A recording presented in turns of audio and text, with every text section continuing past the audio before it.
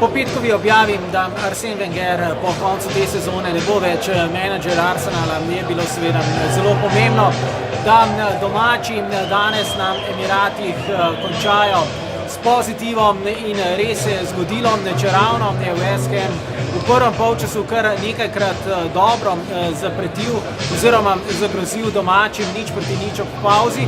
V nadaljevanju pa dokaj hitro vodstvo domačinov. Nacho Monreal je z volejem dosegel prvi zadetek, izenačil pa je prav kmalu Marko Arnautović, kdo drug.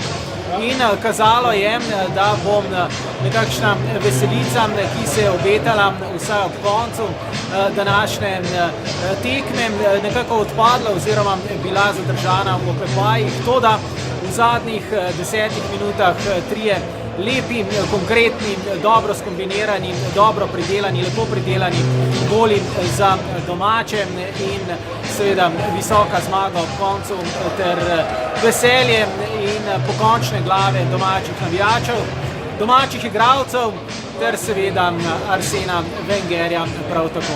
Pod črto Arsenal 4, West Ham 1.